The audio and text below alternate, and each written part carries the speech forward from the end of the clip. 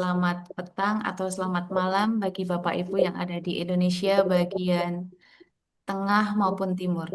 Terima kasih atas kehadiran Bapak Ibu semua untuk berkenan bergabung di dalam Juminar malam hari ini dengan tema Terminal Illness Counseling dengan narasumber Bapak Toto Esweria Saputra Konselor. Baik, perkenalkan, saya Herlina, saya dari kantor Seknas Akpin yang berada di Kulon Progo, Yogyakarta.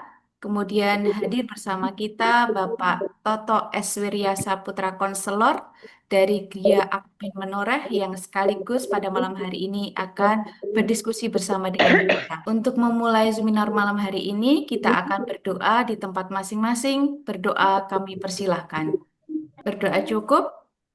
Baik, Bapak Ibu, sedikit saya bacakan tentang beliau, Bapak Toto Eswirya Saputra. Bapak Toto Eswirya Saputra Konselor merupakan Ketua Badan Pengurus Nasional Akpin, kemudian Direktur Eksekutif Akpin, dan Konselor di Gria Akpin Menoreh. Tidak perlu berlama-lama lagi, kita akan berdiskusi bersama. Waktu dan tempat saya persilahkan kepada Pak Toto. Terima kasih. Terima kasih Mbak Lina. Selamat sore Mbak Lina juga yang sudah menolong kita meskipun di hari libur masih bersedia hadir di kantor. Selamat sore untuk Bapak Ibu yang sudah hadir dari Indonesia bagian Barat. Selamat petang atau selamat malam bagi Bapak Ibu sejawat sahabat Akpin yang berada di Indonesia bagian tengah dan Indonesia bagian timur. PIN itu berulang tahun tanggal 30 Juni tahun ini, tahun 2025, berarti merupakan ulang tahun nantinya tanggal 30 Juni yang akan dirayakan di Lumban Pisang, Siborong-Borong, Tapanuli Utara. Akpin memperingati ulang tahunnya ke-13, maaf, ke-13 ya itu.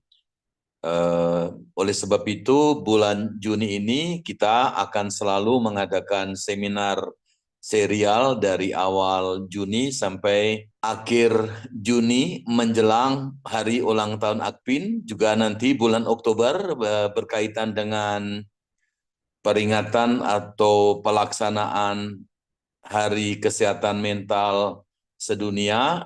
Akpin selalu juga mengadakan serial. Nah, jadi bulan Juni merupakan bulan sibuk bagi Akpin, sekaligus juga bulan November. Ya, Mbak, sebelum saya teruskan, saya ingin kemukakan sebenarnya saya bukan ahli terminal illness atau dalam bahasanya itu tanatolog. Ya, saya lebih banyak melakukan pendampingan ke orang-orang yang mengalami kedukaan sebagai akibat dari orang yang mengalami terminal illness dan meninggal. Jadi dengan pengalaman saya yang terbatas, dengan bacaan buku juga yang terbatas, pelayan saya di rumah sakit, juga pelayan di komunitas dan pelayan di jemaat, mudah-mudahan bisa menolong Bapak Ibu semua paling tidak mencicipi apa itu sebenarnya bukan konseling tapi pendampingan psikospiritual orang yang di alam sakratul maut atau near death experience atau menjelang kematiannya. Supaya kita masih ramai, apakah boleh acara kita minggu depan, Mbak Lina bisa memposting flyer kita supaya Bapak Ibu masih lengkap bisa melihat poster untuk acara minggu depan. Baik, Bapak Ibu, saya izin share screen untuk acara di minggu depan. Ya.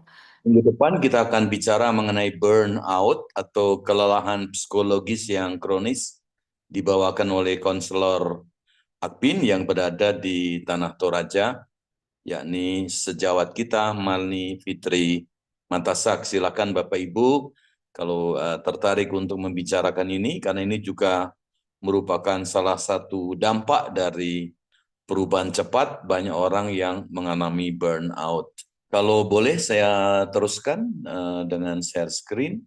Mohon maaf kalau saya menggunakan judul bahasa Inggris karena sedikit masih mengalami apa ya kurang mantap kalau saya terjemahkan ke dalam bahasa Indonesia. Tapi bisa juga diterjemahkan sebagai pendampingan psikospiritual untuk orang, kadang-kadang disebut sebagai orang yang akan meninggal atau sedang meninggal kalau mau diterjemahkan secara letterlek. Bisa juga diterjemahkan, beberapa orang mengatakan pendampingan psikospiritual orang yang di alam sakaratul maut, ya. Artinya meninggal belum, tetapi hidup juga tidak. Nah, nanti kita akan lihat gejala-gejala orang yang akan meninggal dunia.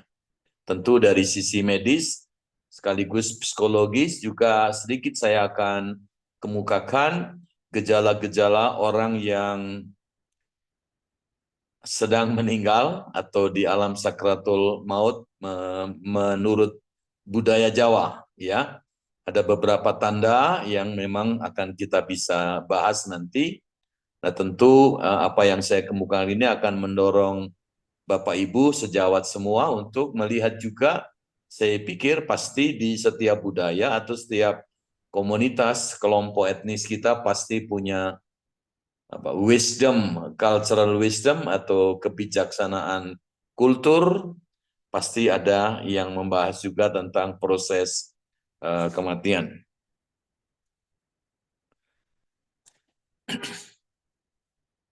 Ketika kita mendiskusikan atau membahas tentang terminal illness, secara sederhana itu terminal illness artinya penyakit yang tidak ada harapannya untuk sembuh.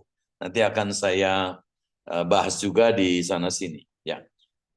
Sekali lagi, ketika kita membahas mengenai orang yang mengalami penyakit terminal atau penyakit tidak bisa disembuhkan, kita tidak boleh melupakan salah seorang tanatolog. Barangkali tanatolog holistik yang melihat dari sisi mental, spiritual, fisik, dan sosial itu ini Ibu Dr. Elizabeth Kubler-Ross. Biasanya di rumah sakit hanya melihat dari sisi medis saja. Tetapi Ibu Elizabeth Kubler-Ross ini seorang Swiss yang tinggal di Kanada, semula kemudian pindah ke Amerika dan meninggal di Amerika, memang boleh dikatakan tokoh tanatolog. Tanatolog itu artinya ahli kematian. Thanatos itu mati, ya. Kemudian kita akan melihat peristilahan yang terkait, kita akan melihat terminal illness itu sendiri, kemudian hospice, sebuah pelayanan yang mungkin baru. Saya tidak membahas tentang paliatif, tetap karena paliatif hampir sama dengan hospice care atau hospice care. Tadi saya kemukakan, kita akan membahas sedikit tentang tanda-tanda kematian dalam budaya Jawa, kemudian tanda kematian secara medis, dan beberapa pertimbangan psycho-spiritual care atau pendampingan psikospiritual. Ya, saya tidak akan membahas khusus tentang bagaimana pendampingan psikospiritual ini, tetapi di sana sini saya membuat semacam tip atau apa ya, mungkin petunjuk atau boleh dikatakan pedoman bagaimana menangani orang yang sedang meninggal atau akan meninggal pada waktu yang sangat dekat. Ini Dr. Kubler-Ross dengan suaminya. Dia lahir pada 1926 dan 2000 meninggal pada 2004. Ingat, dia juga menolong orang-orang korban keganasan Nazi di Jerman dan juga di beberapa wilayah lain, dan itu salah satu yang mendorong mengapa Dr. Elizabeth Kubler-Ross mendalami orang yang mengalami penyakit terminal. psikiater, tidak persis psikiater hanya medis, tapi sering orang menyebutnya sebagai psikiater sosial karena lebih holistik, ya, melihat faktor sosial dan sebagainya.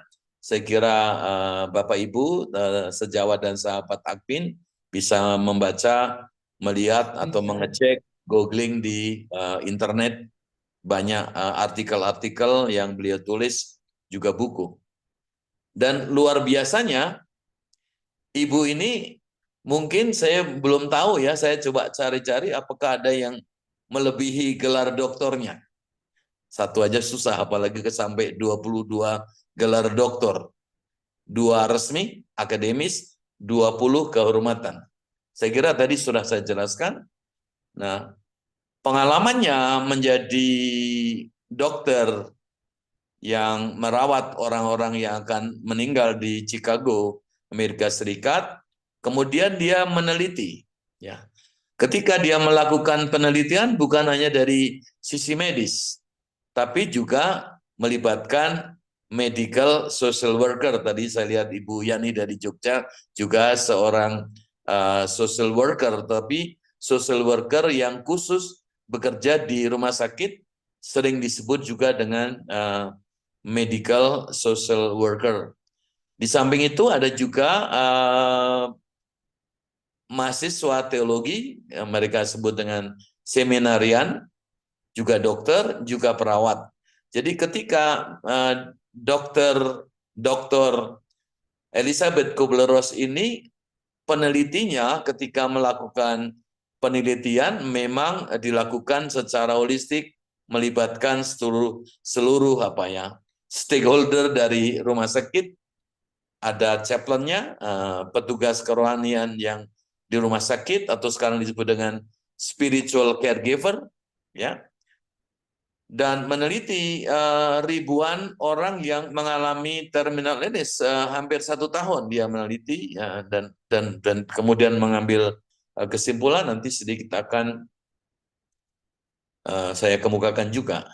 Dan Ibu ini sangat mendorong bagaimana orang-orang yang mengalami HIV/AIDS mengalami proses kematian. Ya, waktu itu Ibu Elizabeth Kubler-Ross belum mengalami COVID-19, karena pengalaman saya menolong teman-teman yang akan mengalami proses kematian karena COVID-19 juga dinamika psikospiritualnya hampir sama, tetapi Ibu Elizabeth Kubler-Ross sudah meninggal sebelum ada COVID-19, tetapi di rumah sakit di California dia mengalami sendiri bagaimana menolong orang-orang yang mengalami terminal illness. Nah, oleh sebab itu dia menemukan, dia sendiri termasuk perintis yang menciptakan ide yang disebut dengan hospice. Jadi hospice care adalah pelayanan perawat secara holistik dari sisi medis, dari sisi fisik, medis, fisik, mental, psikologi, sosial, dan spiritual. Dan kalau kita bicara mengenai hospice ini adalah jadi pelayanan hospice ini tidak lagi mengurus medisnya, karena orang yang mengalami terminal illness itu apapun obatnya sudah tidak mempan lagi, tidak ada harapan. Oleh sebab itu selalu mengatakan orang hospice care ini, saya kurang tahu di Indonesia apakah sudah ada atau belum, ya. Saya cek belum ada yang betul-betul rumah sakit khusus hospice, ya. Dan biasanya orang yang dirawat di hospice ini itu sudah diramalkan atau dihitung, diraba, diprediksi paling tidak oleh 2 dokter yang memberi keterangan, kemudian di rumah sakit ada dewan medis, semacam dewan etikanya, apakah orang itu boleh dihentikan pengobatannya misalnya. Kalau pengobatan paling dilakukan untuk mengurangi rasa nyerinya. Dan dalam mengambil keputusan ini, keluarga sudah diberitahu bahwa kira-kira 6 bulan lagi, tidak persis, tetapi itu biasanya tidak terlalu jauh dari sisi waktunya, ya. Keluarga sudah dilibatkan, konselor psikospiritual dilibatkan juga, atau pendamping psikospiritual dilibatkan sesudah dokter mengemukakan bad news-nya, ya. Nah, tentu berbeda dengan negara-negara lain. Banyak orang di Indonesia masih meninggal di rumahnya sendiri, sedang di banyak negara meninggalnya di rumah sakit. Kalaupun ingin meninggal di rumah akan dilayani.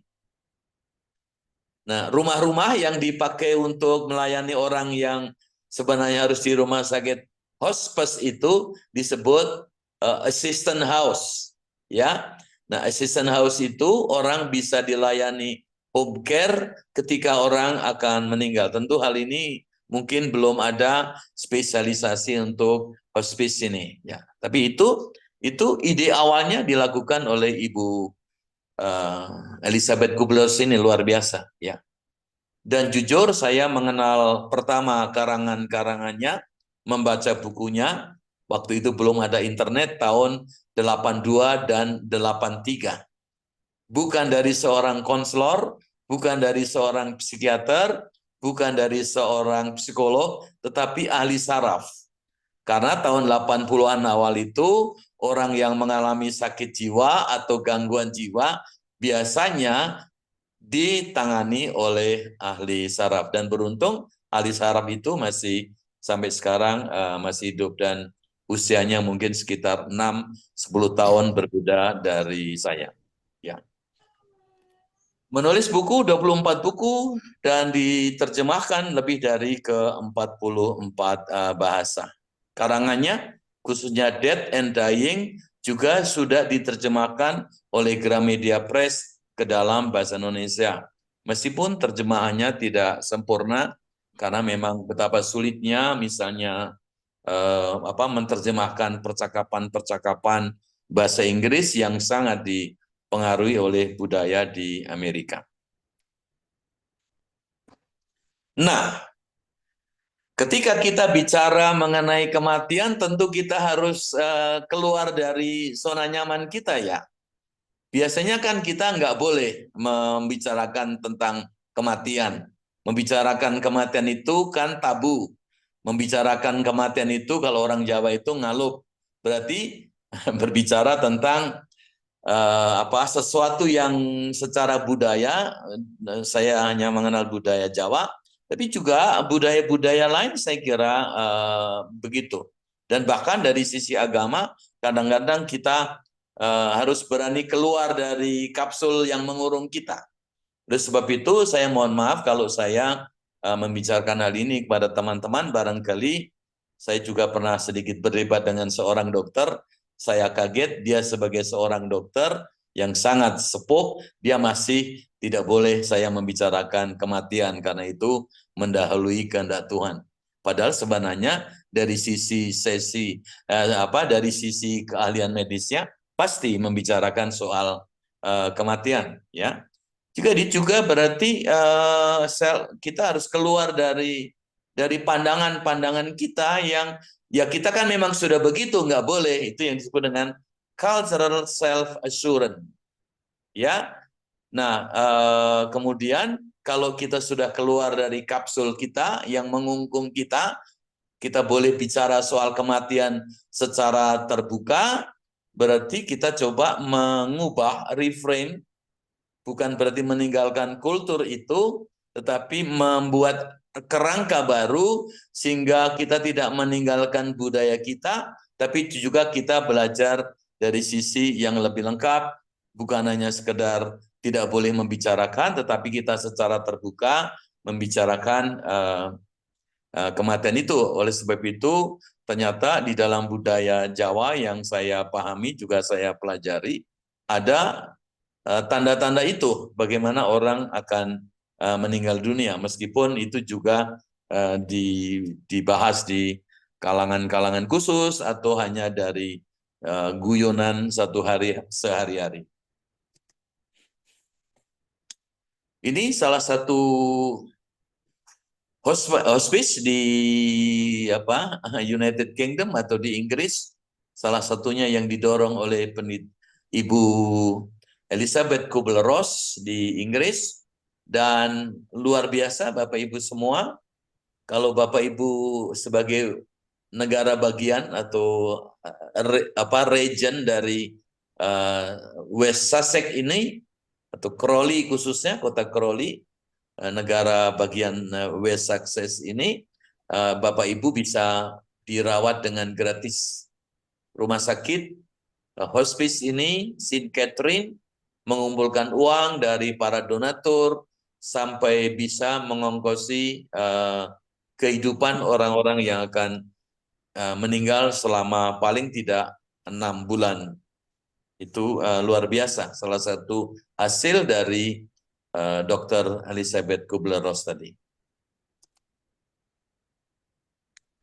Saya kira tadi sudah saya kemukakan ya, ketika kita bicara terminal illness berarti penyakitnya.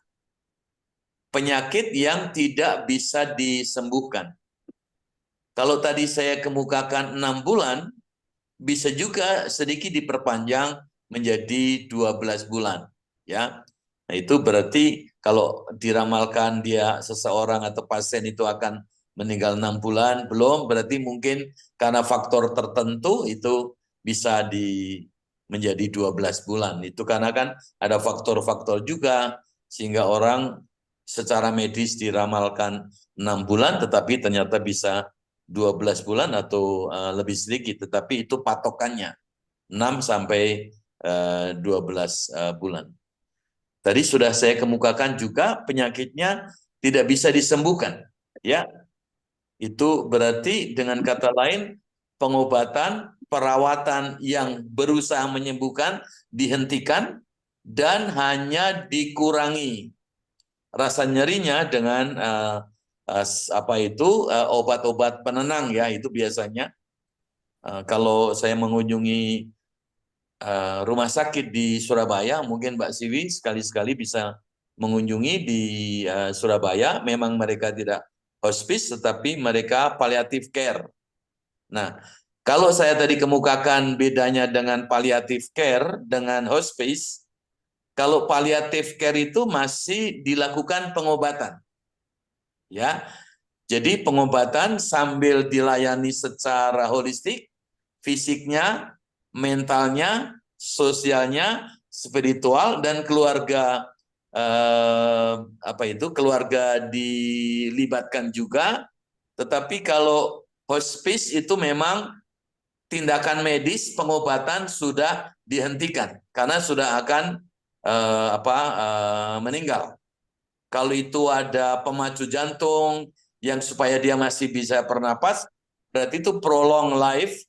Alat-alat sarana yang memperpanjang kehidupan juga harus dihentikan. Oleh sebab itu saya katakan itu harus diputuskan dengan hati-hati. Biasanya dewan etik yang melakukannya. Ya, nah itu saya kurang tahu di Indonesia karena saya lama juga tidak berkecimpung di rumah sakit. Mungkin Ibu Ken yang baru beberapa tahun pensiun, Ibu bisa menjelaskan situasi di Indonesia.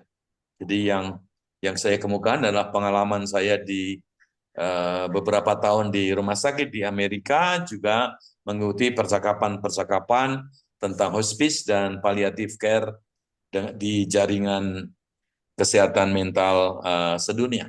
Ya, saya kira begitu. Oke, saya cepat ya. Nah, Bapak Ibu, ketika kita mengatakan kematian secara medis, itulah yang disebut dengan brain death, kematian otak. Jadi otak kita ini kan menguasai, mengontrol seluruh proses kehidupan kita.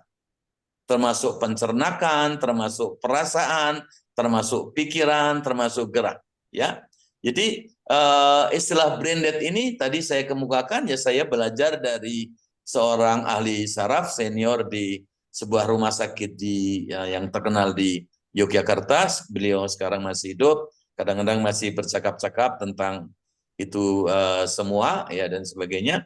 Jadi itu otak mengalami kerusakan parah dan permanen. Ya, misalnya ada stroke atau cedera hebat di kepala. Ya, orang yang mengalami kecelakaan ke kepalanya atau otaknya mengalami trauma, luka, dan itu bisa membuat orang meninggal. Dan semua fungsi kehidupan dikendalikan oleh otak, ya. Saya mengalami sendiri mertua, ya, mertua sudah otaknya meninggal, tapi kakinya masih bergerak. Mungkin sekitar 3 hari. Jadi saya juga kaget, mertua saya sudah otaknya meninggal, tetapi kakinya masih bisa bergerak, seperti hidup lagi, bernapas, tapi sebenarnya otaknya sudah mati. Itu kata dokter, ya. Jadi saya sendiri melihat 3 hari, 3 kali mertua saya otaknya sudah meninggal, tapi yang lain masih bisa gerak-gerak. Dan kalau menurut budaya Jawa itu nyawanya keluar dari kaki. Nah itu katanya kadang-kadang dianggap sebagai orang yang punya ngilmu. Tapi menurut saya kurang tahu ya kalau di dalam bahasa Jawa itu kakinya gejol. Gejol itu disentakkan ke depan. Nah, itu berarti otaknya sudah mati, masih ada sisa-sisa energi, sisa-sisa tenaga yang dikeluarkan karena tangannya sudah nggak bisa bergerak, semua semua organ-organ tubuhnya nggak bisa bergerak. Ternyata masih ada tenaga yang disimpan di kaki itu, sehingga kakinya seolah-olah itu menggejol tadi, menggerakkan seperti menghentakkan kakinya, kaki kedua kakinya, itu ya.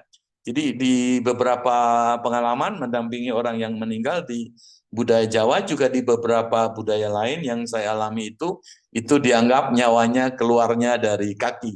Dan itu katanya pantesan sudah mati tetapi masih gerak-gerak karena itu. Ini mohon maaf juga, dan ada beberapa, saya kurang tahu apakah Bapak Ibu pernah mengalaminya itu, kalau laki-laki, kalau perempuan jarang ya, dan itu ketika mengeluarkan tenaga terakhir itu, air mani sangat banyak keluar dari penisnya. Jadi jangan kaget Bapak Ibu semua, itu adalah mengeluarkan tenaga-tenaga terakhir yang itu. Jadi that's normal, itu normal. Kalau ada bapak-bapak sehat kemudian meninggal, dan apakah kakinya yang gejol tadi menyentakkan kaki, atau keluar dari air maninya keluar cukup banyak dari penisnya. Kalau tidak keluar air mani, bisa juga air kencingnya keluar.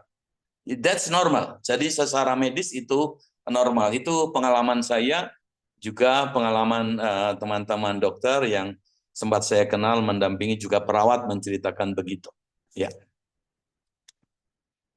Nah, itu jika disebut dengan kematian otak, ya, kematian batang otak, ya. Jadi bantuan pernapasan masih bisa dilakukan, tapi sebenarnya otak sudah tidak bekerja sama sekali. Itu yang terjadi untuk bapak mertua saya. Ya, jadi bisa saja dadanya masih naik turun, tapi sebenarnya otaknya sudah tidak bekerja lagi. Ya, ada orang mengatakan itu mati suri. Nah, itu ya. Jadi itu yang saya katakan. Saya kira tadi sudah saya kemukakan di 26 menghemat waktunya. Jadi harus 2 dokter yang menyatakan memang otaknya sudah meninggal. Dan itu berlaku di seluruh dunia, saya kira, untuk menyatakan apakah seseorang sudah mati otaknya. Itu hanya istilah ya. Jadi sebenarnya hospice itu artinya adalah ramah tamah, menjaga meskipun dia sudah dalam proses meninggal, kita tetap memperlakukan dia sebagai manusia secara utuh. Barangkali itu yang disebut dengan meninggal dengan dignity, meninggal dengan bermartabat. Atau mungkin kalau teman-teman dari komunitas muslim menyebut sebagai meninggal dengan kusnul khotimah di situ, ya. Kusnul khotimah mestinya tidak hanya diterjemahkan secara agama, dia tetap bisa mengucapkan syahadat, 2 kalimat syahadat, tapi juga secara sosial dia dilayani dengan baik, secara mental juga dipahami dia, sehingga merasa nyaman, siap menghadapi kematian yang akan segera terjadi, saya kira di situ. Pengalaman saya mendampingi orang yang akan meninggal itu kadang-kadang saya umpamakan itu seperti orang mau pergi jauh. Bisa say goodbye dengan tenang. Barangkali itu yang harus kita upayakan. Jadi salah satu tips saya adalah bagaimana kita menolong baik orang yang akan pergi maupun yang akan ditinggalkan itu say goodbye. Tentu ini tidak mudah ya karena menyangkut masalah psikologis, kesedihan, kekagetan dan sebagainya. Tapi saya pikir itu salah satu tujuannya bagaimana mempersiapkan orang yang akan pergi betul-betul say goodbye, paling tidak mengurangi kedukaan yang sangat dalam karena semua terjadi dalam proses yang baik ya. Dengan kata lain, ketika kita bicara mengenai psychospiritual care, saya salah menulis di situ, saya mistype. Itu berarti kita selalu ada dua sisi. Mendampingi fokus kita kepada yang akan berangkat, tapi juga mendampingi orang yang akan ditinggalkan. Oleh sebab itu paling baik kalau pendamping itu paling tidak lebih dari satu.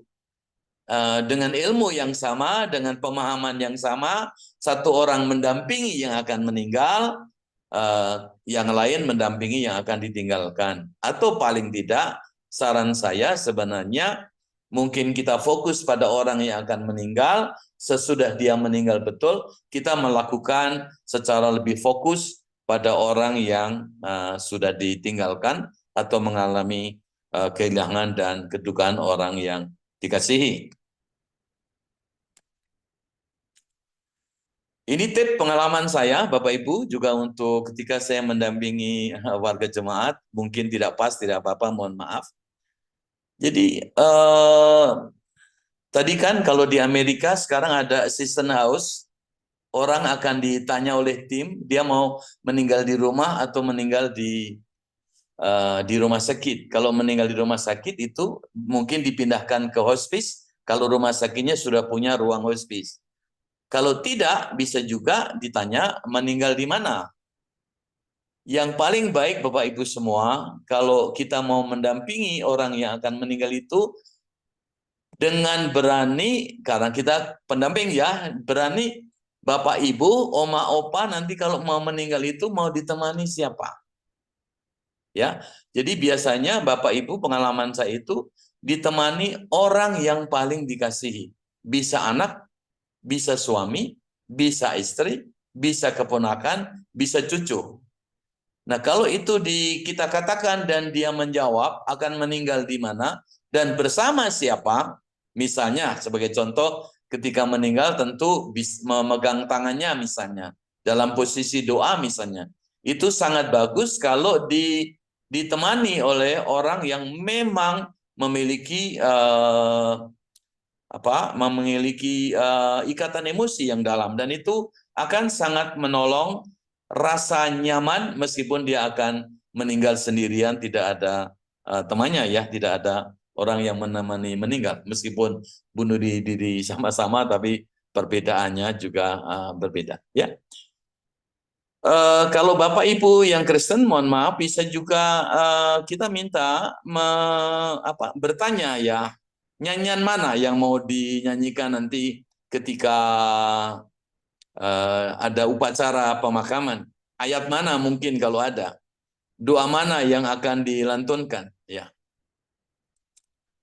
Nah di dalam tradisi Islam di Jawa sering kurang yang disebut dengan muasabah. Muasabah itu kalau tidak salah itu semacam deep reflection, ya, doa-doa pendek, mungkin mengucapkan 2 kalimat syahadat atau ya, saya kira itu bisa dipakai ya. Pengalaman saya menolong perawat-perawat S2 yang di UGM biasanya yang Muslim menggunakan itu ya zikir, yaitu dengan mengucapkan ayat tertentu atau 2 kalimat syahadat ya itu. Nah, itulah sebabnya juga kadang-kadang yang saya lihat kebiasaannya orang teman-teman dari komunitas Muslim membisikkan 2 kalimat syahadat di telinganya. Karena selain kaki tadi, Bapak Ibu semua, apa organ tubuh yang meninggalnya paling terakhir dan pengalaman saya itu betul adalah di telinganya, ya, sehingga nyanyian yang dipilih oleh orang itu kalau memang itu baik Katolik maupun Kristen barangkali itu dinyanyikan ditempelkan di telinganya, ya. Kalau memilih ayat yang pendek, kalau memilih doa yang pendek juga yang bisa diulang oleh dia dalam proses itu akan sangat membantu menenangkan prosesnya, ya. Nah, sekarang juga ada pilihan, ya, mau pemakaman dengan dimakamkan atau dikremasi, ya, dan caranya bagaimana dan di mana menurut saya juga mungkin kalau saya mengatakan ini, mohon maaf juga, ya, saya kira ketika persiapan kematian di komunitas Kristen atau Katolik, ya mungkin kita bisa bertanya juga, romo atau pendeta siapa yang nanti diminta? Dan itu biasanya pengalaman saya, pasti jemaat itu memilih orang yang punya hubungan khusus, punya relasi yang dalam dengan romo atau pendetanya. Dan itu pengalaman saya mendampingi di beberapa tahun terakhir ini. Ya, itu. Ini gejala-gejala fisik saya kira biasanya berlaku antara 2-1 minggu, ya.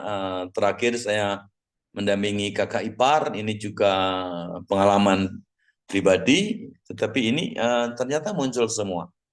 Misalnya apa ya, fisiknya meninggal secara lebih cepat, itu biasanya di apa namanya, sistem pencernaan mulai mati, sehingga orang biasanya mengatakan tidak mau lagi makan, ya, diberi makan pun kembali tumpah lagi, ya kan, itu juga salah satu tanda di situ, ya. Mungkin nafas pendek, isolasi, dia didekati tapi tidak mau, atau diajak ngomong dia diam saja, atau memiringkan kepalanya, mukanya ke arah tembok dan sebagainya, ya. Dan juga bisa muncul marah-marah, yaitu bagian dari proses, ya. Nafsu makan menurun, merasa haus. Jadi kalau kita yang komunitas Kristen dan Katolik, ketika Tuhan Yesus di kayu salib dia merasa haus, itu bagian normal. Makanya diberilah sedikit. Saya selalu menggunakan air putih untuk meneteskan di mulutnya biar sedikit basah mulutnya, ya. Dan saya kira ini penting. Nah, saya kira Bapak Ibu semua pernah melakukan. Jadi bisa mual, muntah-muntah, cemas, gelisah, bisa juga sembelit, merasa lelah, keotik, perasaannya campur aduk, kulit berubah, mulai mengering, ya, mulai seperti airnya tidak ada. Yang juga tidak kalah pentingnya nyeri. Itulah sebabnya tadi saya kemukakan, salah satu yang bisa dilakukan di dalam perawatan orang yang terminal ini itu mengurangi rasa nyerinya. Yang paling menyedihkan kita sebagai pendamping adalah ketika dosisnya sudah terlalu tinggi, yaitu juga ternyata dia masih merasa nyeri. Jadi apa ya, mungkin menimbulkan dia mengigau atau mimpi aneh-aneh, ya. Dan suara orang sekarat pasti juga muncul, apalagi ketika itu sekitar 5 sampai 1 jam sebelum meninggal. Nah, ini Elizabeth Kubler-Ross. Jadi sesuai dengan penelitiannya, yaitu ini saya. Jadi orang yang meninggal menurut Kubler-Ross melewati, tidak selalu begini sebenarnya, tapi pada awalnya Elizabeth Kubler-Ross, orang selalu ketika mendengar berita buruk bahwa tidak bisa disembuhkan, dia menolak. Setelah menolak, dia anger. Anger itu marah. Ya, marah bisa ke dokter, marah bisa ke perawat, marah bisa ke keluarga, Tapi juga tawar-menawar kalau marahnya sudah tidak bisa ditolerir lagi, mungkin dia bargaining, ya. Terus depresi yang biasanya orang sudah merasa tidak ada harganya, mungkin dia bercerita bahwa saya lebih baik mati saja daripada sakit terus dan sebagainya. Dan akhirnya puncaknya di sini, di penerimaan, ya. Tapi orang ini bisa sekarang sebelum meninggal juga pada hari tuanya, Dr. Elizabeth Kubler-Ross tidak menggunakan ini lagi, tapi dari sini bisa kebalik ke sini lagi, ya. Atau dari sini bisa balik ke sini lagi, ya. Dari menerima tiba-tiba dia marah-marah. Saya kira nanti Bapak Ibu bisa menceritakan pengalaman. Tips saya yang ketiga, kepedulian dan segala manifestasinya, pesan, flyer, nyanyian, doa, khotbah harus seimbang, ya. Artinya jangan hanya untuk yang orang akan meninggal, dan juga seharusnya untuk yang ditinggal, ya. Perhatian kita kadang-kadang kalau di dalam khotbah di lingkungan Kristen dan Katolik kan mementingkan, memfokuskan pada yang meninggal. Oh, tidak usah khawatir, dia sudah bersama Tuhan, tenang, dia sudah akan berada di sisi Tuhan dan sebagainya, penyakitnya sudah hilang. Itu kan komentar-komentar untuk yang meninggal. Sedang yang ditinggal menangis, kan begitu, ya. Nah, oleh sebab itu Bapak Ibu semua, kalau kita tidak sempat mendampingi yang ditinggal, saran saya sederhana sebagai peminat atau pegiat konseling kedukaan, dilakukan segera setelah upacara pemakaman, ya. Di lingkungan Toraja, sejauh yang saya tahu, jenazah masih disimpan, itu bukan berarti juga kedukaannya sudah selesai, tetap juga membutuhkan pendampingan kedukaan, bahkan itu mungkin lebih long term dibanding di budaya-budaya yang lain yang jenazah segera dimakamkan. Tips saya sederhana, bulan 1 harus dikunjungi atau didampingi atau disapa dengan online sekali seminggu, bulan kedua dan ketiga 2 kali seminggu, bulan keempat kelima sekali sebulan, dan perlu diingat juga apakah sesudah itu kedukaannya masih complicated, masih komplikasi. Kalau komplikasi berarti membutuhkan ahli yang betul-betul memahami konseling kedukaan. Sayang, banyak psikolog dan psikiater di Indonesia belum memahami psikologi kedukaan dan perawatannya dengan baik. Ini dalam budaya Jawa, 3 tahun. Pengalaman saya juga ternyata ini betul. 3 tahun sebelum meninggal, ayah saya sendiri itu dia merasa sudah lelah, ya. Dia merasa tidak perlu diobatin lagi, dirawat di rumah sakit. Itu sebagai tanda depresi sebenarnya. Bisa ringan, bisa berat. Ya, mungkin sering merasa capek melihat keadaan dunia ini, ya mungkin sudah bosan dan sebagainya. Ya, mimpi berjalan ke arah utara. Maaf, ini juga menurut tradisi Jawa, orang yang meninggal itu kan kepalanya harus di sebelah utara. Artinya, nah ini berbeda dengan pengalaman yang baru, teman-teman dari komunitas Islam biasanya dihadapkan ke Ka'bah, ya kepalanya ke arah barat. Tapi secara asli orang Jawa pada umumnya ke arah utara.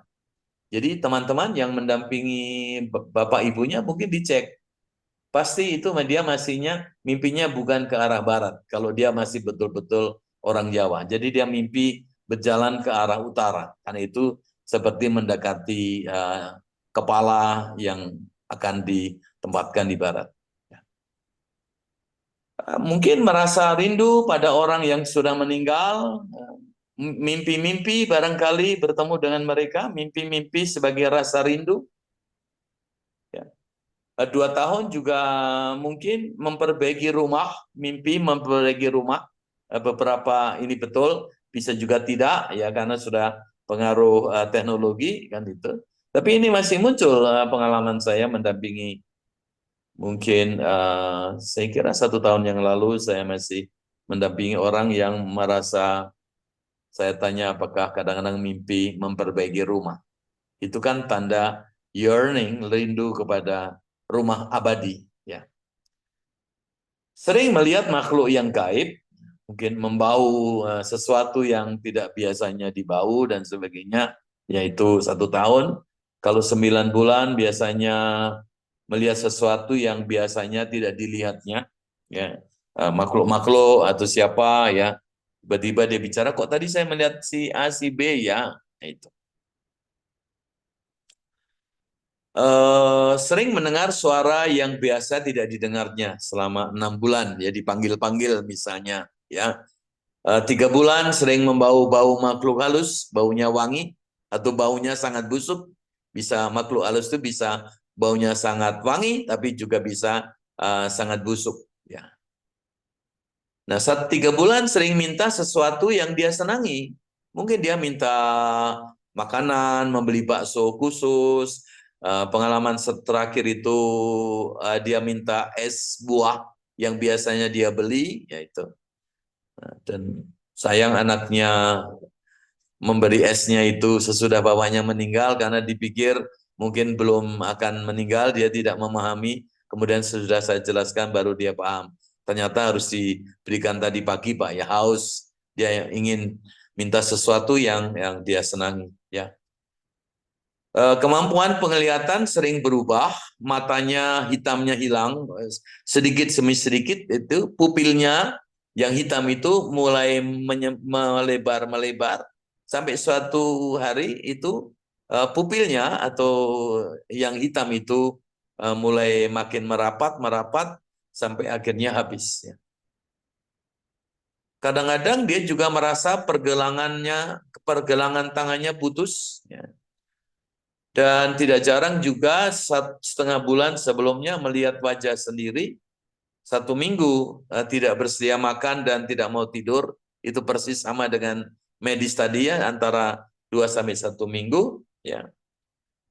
3 hari badan terasa tidak enak, mengeluarkan kotoran, dan seperti juga mengeluarkan angin ya, jadi kentut sering keluar 3 hari sebelumnya. Ini 1 hari telinga melengkung, hidung menutup, bisa makan medis tadi, merasa haus, ya beberapa jam minta minum, tolong diteteskan di mulutnya air putih, ya merasa sendirian, ingin ditemani terus, ya rindu akan kehadiran orang yang dicintai, ya merasa bersalah, biasanya minta maaf atas segala kesalahan, kemudian pergelangan kaki terasa putus, ya. Kalau kulit disenggol itu tidak ada bunyi, dan itu tanda-tanda. Ya. Nah, ini pengamatan orang. Tadi kan subjektif itu yang dialami, yang dilakukan oleh orang itu sendiri. Nah, sekarang pengalaman kita yang melihat secara objektif. 3 tahun sebelumnya, menurut budaya Jawa itu perilakunya berubah-ubah. Misalnya ingin mengunjungi, padahal dalam kondisi sakit, tapi dia bilang, saya mau mengunjungi A, mengunjungi B, anak saya, cucu saya, teman kuliah saya, teman sekolah saya. Kebiasaan juga berubah-ubah. 1 tahun mungkin ada perilaku baru. Ini pengamatan yang saya temukan dari orang keluarganya. Ya, perilaku baru mungkin ingin tadi saya katakan mengunjungi A, mengunjungi B, atau mengunjungi tempat tertentu, ya. Nah, perilaku juga berbalikan, yang biasanya dia ramah menjadi tidak ramah, yang biasanya tenang menjadi tidak tenang, ya. Yang biasanya tidak mau makan menjadi mau makan, ya kan? Yang paling mungkin mengagetkan kita, ketika kita mengunjungi, dia bisa bilang saja, kamu nggak usah ke sini lagi, yang penting saya didoakan, ya. Ternyata itu dalam proses persiapan meninggal. Ya. Perilaku tidak jarang kembali seperti ketika dia anak-anak, pandangannya mulai tidak jelas, pandangannya ke bawah, ya 1 hari wajah pusat, mata makin putih, kuping menutup, hidung menutup, badannya kalau dipegang dingin. Dan tidak jarang Bapak Ibu semua itu baunya berubah menjadi wangi. Ya, saya nggak tahu bagaimana proses. Mungkin teman-teman kalau ada yang dokter bisa menjelaskan kenapa yang semula mengeluarkan kentut misalnya, atau angin, atau kencing di sembarang, mengeluarkan air mani tadi, ternyata itu baunya wangi. Yaitu. Sehingga tidak jarang orang yang ditinggalkan, dia merasa seperti bau wangi itu masih ada.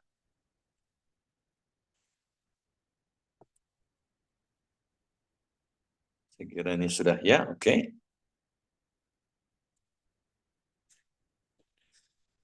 Nah, saran saya Bapak Ibu silahkan mengamati budaya masing-masing komunitas dan ambil wisdomnya. Dan jadikan sebagai titik tolak pendampingan orang yang akan meninggal. Tadi Bapak Ibu bisa bercerita. Ini penting ketika orang tua kita, kenalan kita, orang yang memiliki hubungan baik dengan kita akan meninggal, biasanya aku tidak apa-apa, ditinggal saja. Padahal itu sebenarnya Bapak Ibu semua, dia itu tidak tega mengatakan atau pamitan bahwa dia akan pergi untuk selama-lamanya. Ya. Beberapa kali orang yang mengalami kecelakaan berat ya dan dokternya kadang-kadang nggak mau terus terang bahwa kondisinya sudah sangat jelek, apalagi yang mengalami gagar otak, yang biasanya tidak senyum, dia tiba-tiba senyum. Nah, itu mungkin juga sudah persiapan dia bahwa dia menerima kenyataan bahwa dia akan meninggal. Pi, pulang saja ya. Nak, pulang saja. Dan ternyata dia meninggal sebelum orang sampai di rumah. Saya kira 2 minggu yang lalu ya, dia bilang sama anaknya, udah pulang ke Jakarta, naik mobil sendiri, sampai di jalan tol ditelepon ibunya sudah meninggal. Ini salah satu contoh ya. Udah kamu pulang aja, dia sudah senyum, saya akan sehat, saya akan ini dan itu. Kamu pulang nggak apa-apa, kan Senin bekerja ya. Ternyata sampai di jalan, belum sampai Jakarta, dia ditelepon oleh keluarganya untuk kembali lagi. Ya, dia bilang tidak merasakan penderitaan lagi, aku ingin pulang. Ini ingat, sering orang mengatakan, aku ingin pulang. Kalau dia sudah sakit lama di rumah sakit juga dia selalu aku ingin pulang. Justru itulah kita sebagai pendamping harus bersedia menerima itu semua.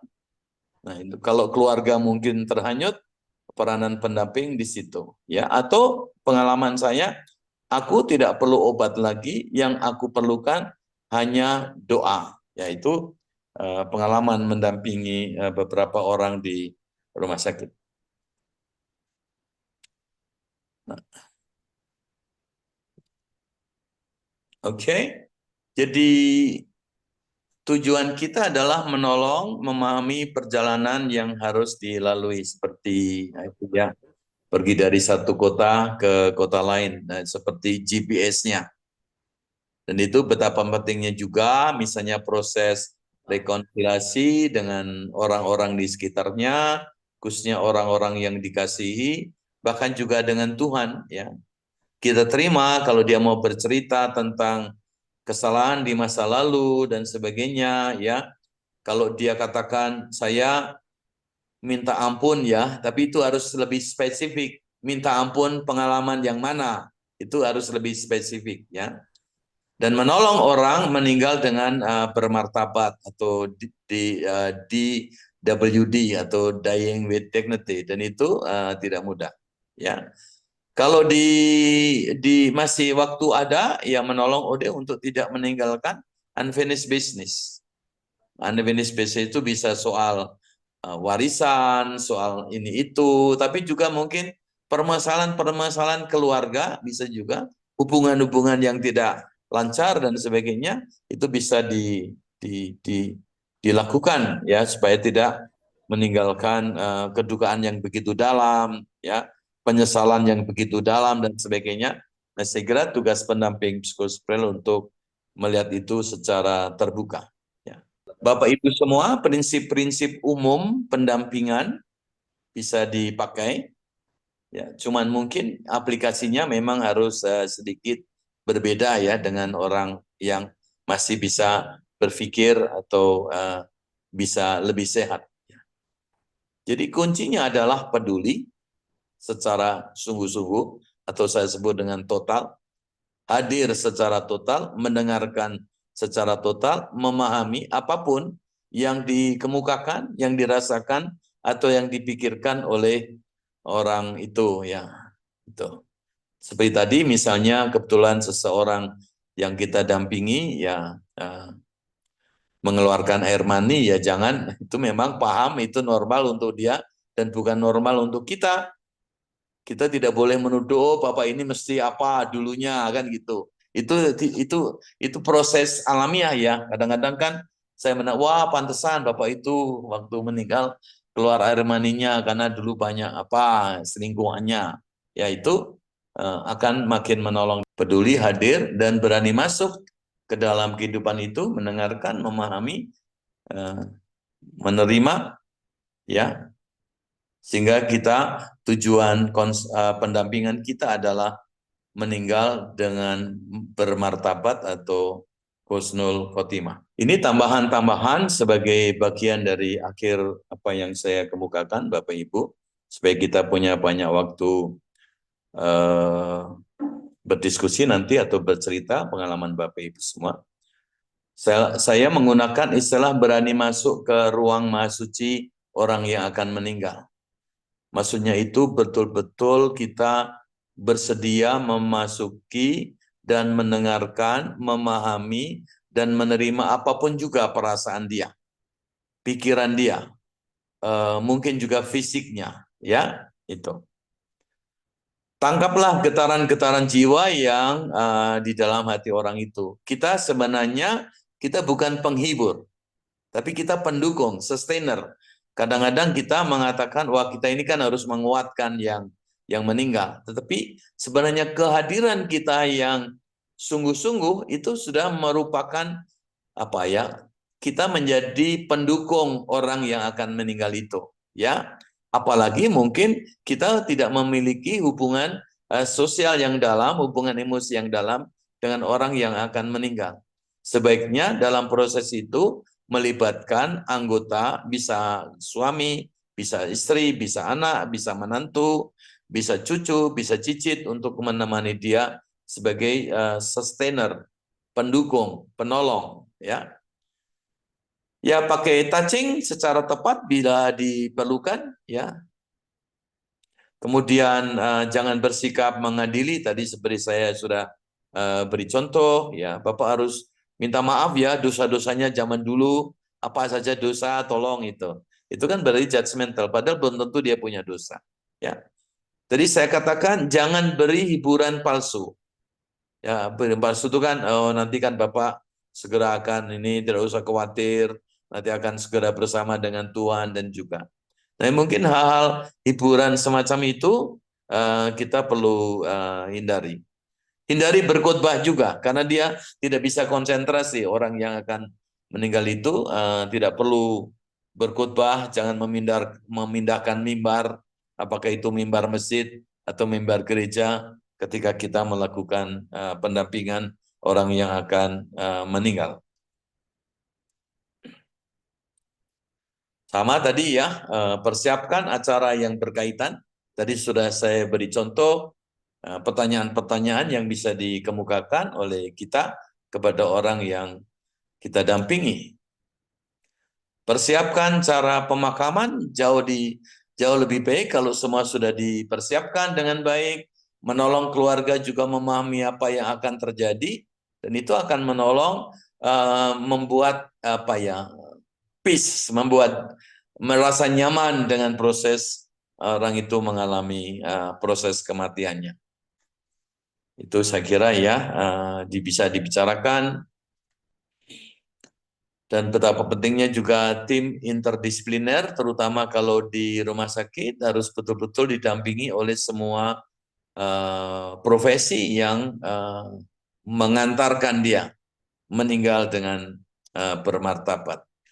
Ya, menciptakan kerjasama Bapak Ibu semua juga kalau di gereja atau komunitas keagamaan barangkali kita bisa minta juga dokter untuk bercerita tentang tadi yang saya kemukakan misalnya brain dead, dampak-dampak psikologisnya, dampak-dampak sosialnya, dampak-dampak spiritualnya.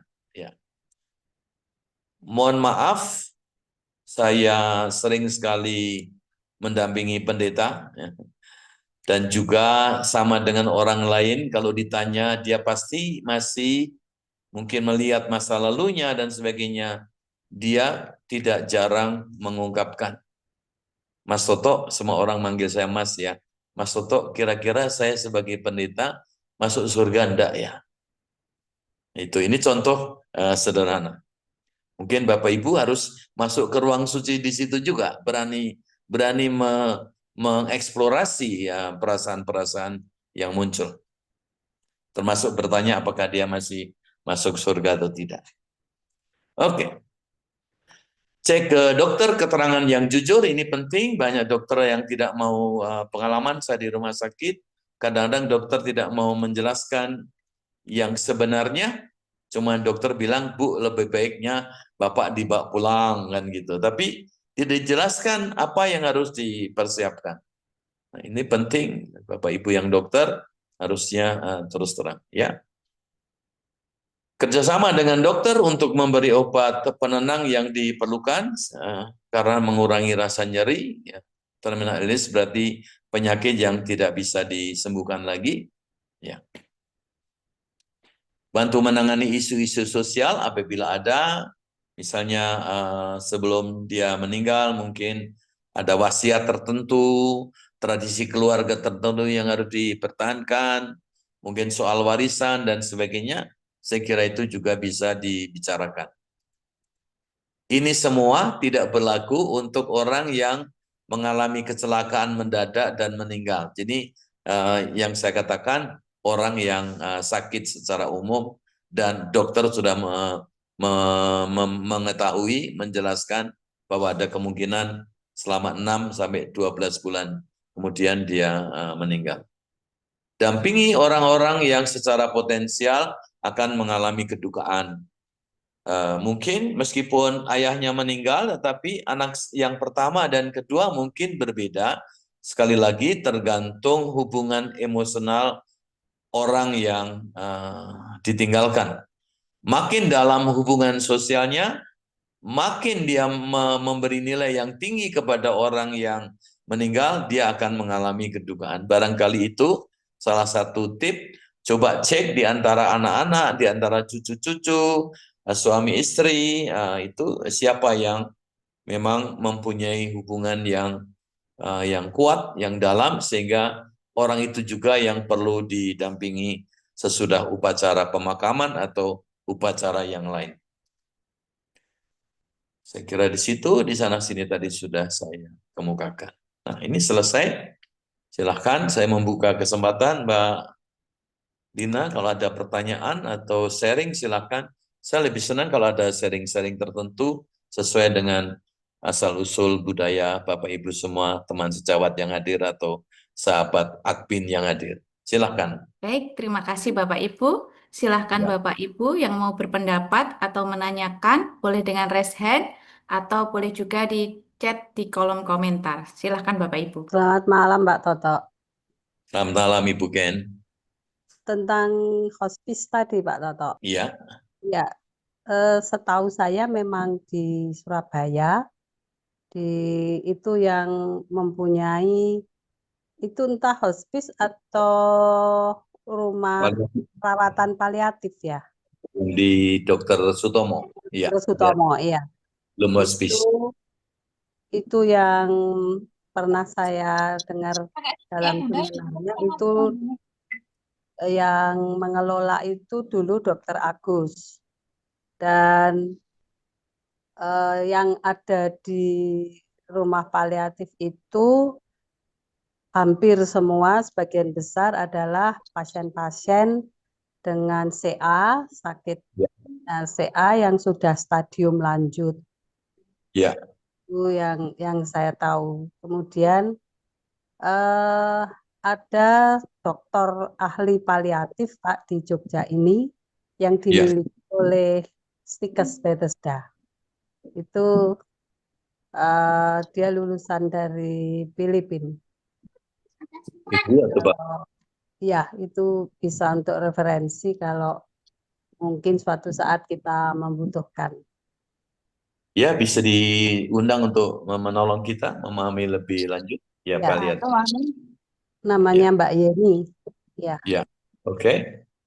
Dia yang perawat kedua atau dokter? perawat Pak, Oh, perawat. Oke, ya. perawat, tapi dia sudah S3 Pak dari Filipina. Oke, ya. Terima kasih. Kasih Bu Ken informasinya. Kita catat untuk referensi di masa yang akan datang. Silakan Bapak Ibu yang lain. Silakan Bu Naning. Nama saya Naning. Ibu tinggal di Saya tinggal di Surabaya. Surabaya. Terus pekerjaan sehari-hari barangkali bisa disampaikan. Saya dari kesehatan tapi sudah purna. Ini saya biasa di pelayanan di GKJW, Pak. Oh gitu ya. Kebetulan saya juga sering merawat jenazah begitu. Nggih. Nah, yang saya tanyakan, yang pertama ada pasien atau seorang ibu yang sudah divonis oleh dokter bahwa 3 bulan umurnya. Seperti yang Bapak katakan tadi, dokter sudah tahu bahwa umur dia sudah 3 bulan lagi. Namun Ya. kemudian keluarga juga sudah mempersiapkan semua, bahkan mohon maaf sampai dengan warisan sudah dikasihkan semua. Ya. Tapi ternyata mujizat Tuhan sampai sekarang sudah hampir 7 tahun mungkin. Ibu itu Ya. masih hidup demikian. Itu yang pertama. Terus yang kedua,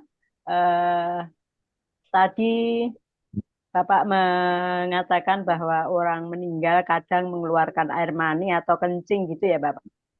Iya. Ini juga pengalaman juga. Dia meninggal tapi mohon maaf dalam ereksi gitu loh Pak.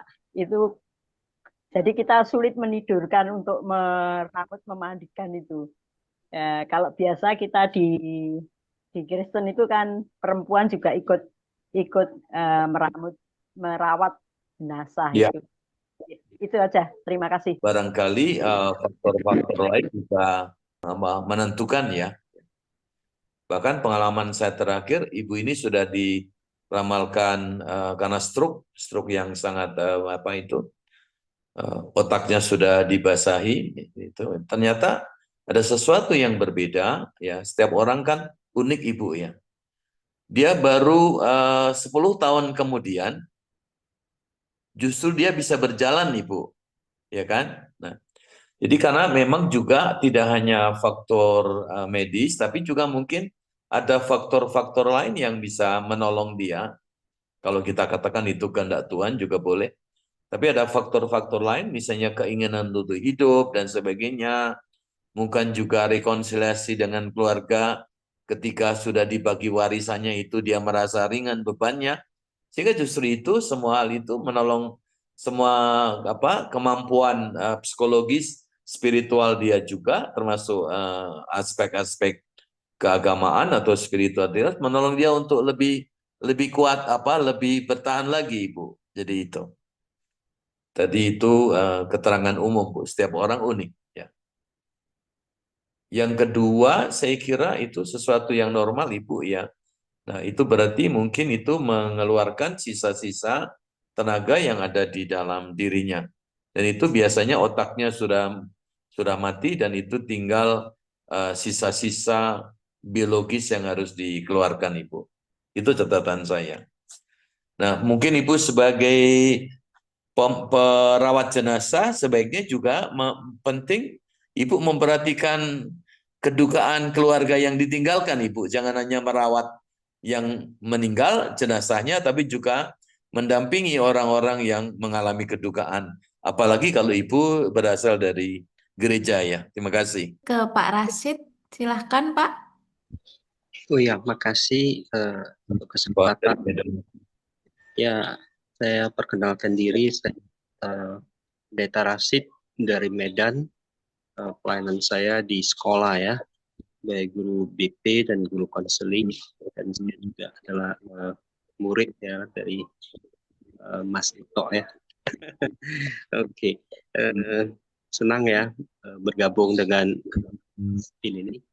Dan ini mungkin yang saya mau tanya ya, karena istri juga hamba Tuhan ya, dia sedang menghadapi orang yang beberapa sebenarnya yang mengalami terminal illness, dan saya juga sering membantu mendoakan. Cuma kami lihat ya, orang yang menghadapi terminal illness ada versi-versinya ya, ada yang memang ada denial, ada yang takut, ada yang menyangkal, ya nggak bisa terima. Tapi ada juga orang yang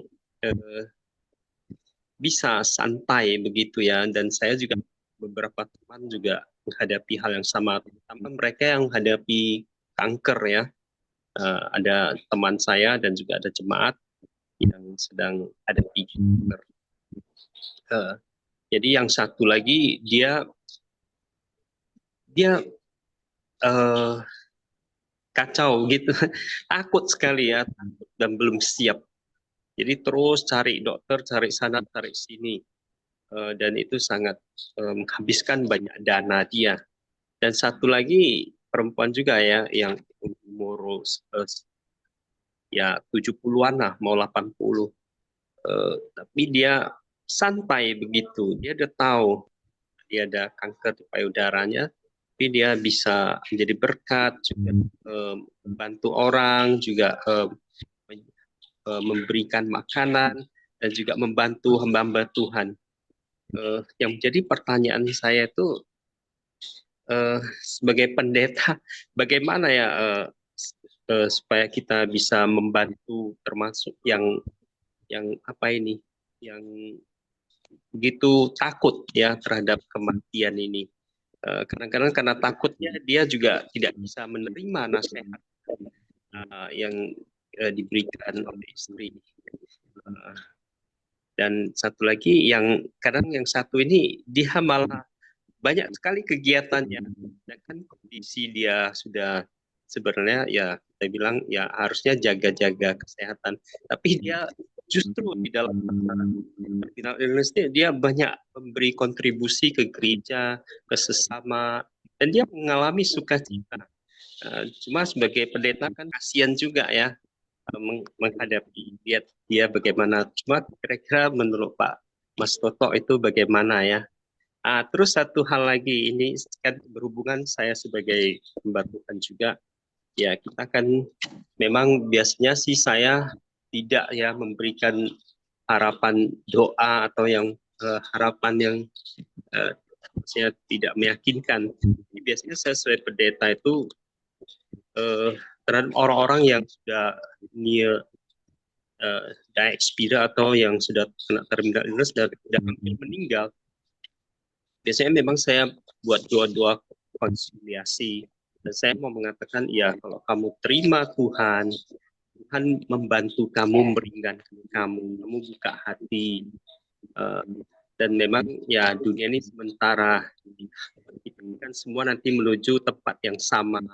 Jadi saya kasih memang bukan harapan palsu, tapi memang ada kekekalan. Saya katakan, tapi kalau kita bisa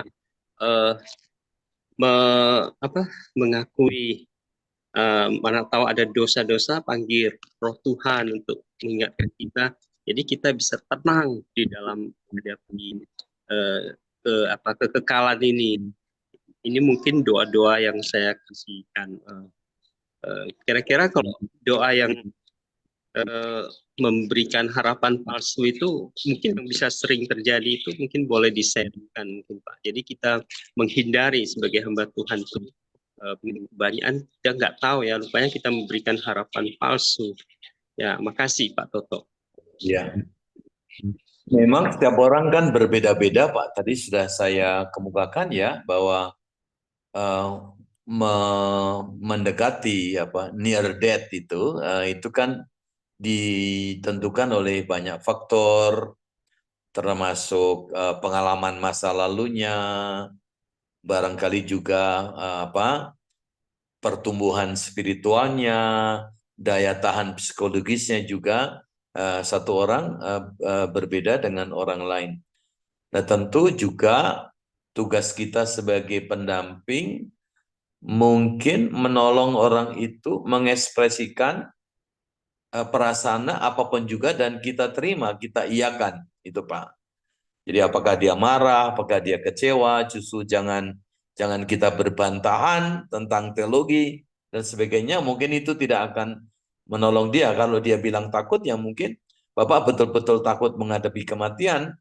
Dan dengan cara itu justru dia ketakutannya dipindahkan ke kita sebagai keranjang sampah. Nah, itu juga penting bahwa kita sebagai pendamping, apakah kita hamba Tuhan, pendeta atau tidak, saya kira penting. Yang kedua tentang doa, Pak ya, tadi menghindari itu. Kita harus belajar dengan Tuhan Yesus, doanya dia di Taman Getsemani, Pak. Dia kan juga sedang proses akan meninggal ya. Gitu. Jadi kadang-kadang kita itu doa yang di satu sisi kita menawar, di satu sisi kita menerima. Ya Tuhan, kalau boleh. Kan begitu Pak ya. Nah, yang bolehnya itu kalau Tuhan Yesus kan cawan karena itu penderitaan. Tapi kalau kita ya mungkin kita dulu eksplorasi perasaan dia, kecemasan dia, ketakutan dia, mungkin perasaan bersalah juga itu ditampung, ya kemudian kita tutup doa kita dengan ya, tapi ya biarlah Tuhan, kehendak Tuhan yang terjadi. Jadi itu menurut saya Tuhan mengajarkan doa yang itu juga saya pakai Pak ya, supaya kita tidak memberi harapan palsu, tapi kita juga tetap minta pertolongan kepada Tuhan. Ya, mungkin juga bisa menggunakan bacaan Mazmur 13 Pak ya, 1-4 atau 1-5 itu bisa dibacakan. Jadi kalau mau dibacakan mungkin ya ayat-ayat lamen Pak ya, keluhan ya. Atau ya ratapan kalau mau dibaca sedikit Pak ya. Tentu itu tidak cocok untuk orang yang sudah menerima kenyataan, dia dengan senang hati ya. Tapi sekali lagi mungkin saya bisa salah, orang yang akan meninggal kanker dan dia masih melakukan kebaikan, tentu kita terima juga. Tetapi apakah itu juga bisa juga disebabkan oleh dia mungkin ingin membayar hutang-hutangnya, mungkin kalau dulu kurang rajin sekarang dia lebih rajin lagi. Saya kira itu juga kalau itu yang terjadi ya mungkin itu berarti dia masih dalam proses tawar menawar Pak Rasid, Pak Pendeta Rasid ya. Itu jawaban saya Pak. Terima kasih Pak Toto. Satu lagi mungkin pertanyaan yang sangat memang mengganggu saya ya. Ini karena banyak ya kita tidak ada pengajaran tentang menangani terminal illness ini. Ada memang sudah 2-3 orang ya yang menemani istilahnya anak-anaknya lah, karena memang ada waktu dan ya cuma mereka yang terpaksa gitu menemani mereka yang terminal illness yang memang terminal illness-nya itu panjang gitu, sampai ada yang sampai 7 tahun, 8 tahun. Ya akibatnya ini biasanya sih perempuan ya. Ada 2 kasus perempuan, ada yang laki ya. Saya menilai bagaimana ya memberi harapan juga, masih bukan hal palsu, atau membantu menangani mereka sampai tidak menikah gara-gara namanya stroke, gara-gara papanya juga sudah tua, akhirnya mereka tidak kerja. Sedangkan kalau meninggal itu mereka jadi nggak tahu lagi apa dibuat karena udah ada yang sampai 10 tahun lebih. Ya. Menangani. Makasih Pak. Nah itu berarti kita juga perlu mendampingi pendamping Pak ya. mengeksplorasi perasaan-perasaan dia, bagaimana dan sebagainya, juga mungkin sedikit perlu menolong juga. Kalau sampai begitu ya ketika juga suatu waktu kan papa atau mama meninggal. Nah, apa yang akan dilakukan? Saya kira itu bisa menjadi juga apa Pak, menolong dia untuk membuat rencana bagaimana kalau dia nanti ayahnya meninggal, dia hidup selanjutnya tanpa papa mamanya, Pak. Itu. Jadi selain menampung perasaannya juga eh, menolong dia untuk memahami ketika itu betul-betul terjadi. Jadi itu menolong dia untuk menerima kenyataan. Kira-kira komitmen tentang kehidupannya, arah kehidupannya dia mau kemana Pak Rasidnya? Itu yang bisa saya kemukakan Pak. Oke, makasih Pak Toto. Makasih banyak. Ada Iziat Mbak yang tanya? Ini ada Pak Samson. Silahkan Pak Samson. Baik, Mbak. Terima kasih. Silakan Pak. Baik. Terima kasih, Mbak. Pak, mungkin saya hanya mau bagi pengalaman. Ya. Jadi, waktu itu ibu saya menangani ibu saya sendiri, tapi memang saya waktu itu belum ikut Akpin, Pak. Tahun 2020 ibu saya mengalami terminal illness. Apa yang Bapak sampaikan tadi, selama 3 bulan itu ada mirip memang. Pertama dari pencernaannya yang terganggu, terus raut muka yang turun, kayak lesu begitu, kayak nggak ada cahaya lagi, nggak cerah lagi. Terus sering muntah, sering mual, haus, dan bahkan buang air itu. Nah, satu ketika waktu dibawa di rumah sakit, saya juga yang nemanin sampai akhirnya beliau pergi. Nah, waktu itu saya melihat ibu saya itu merasa di rumahnya, padahal itu di ruangan ICU. Dia suruh kakak saya matikan itu kompor, tadi udah dimasak. Loh, Ma ini di rumah sakit, saya bilang gitu.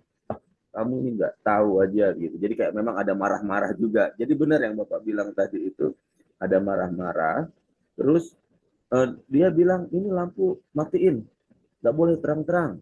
Ya mungkin karena mama sering juga di rumah itu takut boros listrik lah atau apalah gitu. Jadi bagi pengalaman ini. Nah terus mama saya itu tiba-tiba tidur ngorok dan dikasih bangun lagi sama dokter karena ada beberapa dokter yang selalu datang untuk menanya-nanyakan apakah kena ginjalnya atau apakah kena COVID. Pada waktu itu masa COVID pada waktu itu sebetulnya. Nah akhirnya mama saya itu meninggal jam 2 pagi. Tapi sebelumnya itu saya disuruh tanda tangan untuk penyuntikan penguatan jantung. Nah, pada waktu itu kakak saya yang pertama, karena saya anak bungsu, kami 6 bersaudara, hanya saya yang terakhir di situ, jadi saya harus menandatangani surat persetujuan untuk disuntik penguatan jantung pada waktu itu. Nah, sementara kakak saya dalam perjalanan dari Jawa. Saya sempat bergumul, saya tanda tangan apa enggak ya? Akhirnya saya tanda tanganin. Nah, tanda tanganin karena dokter sedikit memaksa juga karena mama supaya kuat jantung katanya. Pas saya tanda tanganin, disuntik, dilakukan tindakan, malah mama tambah ngedrop dan sakit tambah diem, udah nggak bisa ngapa-ngapain, nggak bangun lagi. Akhirnya mama meninggal. Nah Pak, begini, saya mengalami kayak merasa bersalah banget. Seandainya saya tidak tanda tanganin suntik, mungkin mama masih ada sampai pagi. Begitu, karena saya merasa bersalah, kakak pertama saya nggak sempat ketemu. Nah, perasaan ini sampai saya mengalami itu 1 bulan lebih. Dan saya kayak merasa bersalah, kenapa saya tanda. Jadi saya seakan-akan saya yang membuat mama saya meninggal. Seperti itu, Pak. Nah, pada waktu itu. Nah, tapi saya pernah juga ikut sih pembelajarannya Pak Toto tentang hal ini. Saya juga dikuatkan pada waktu itu. Pada waktu perasaan itu saya salah.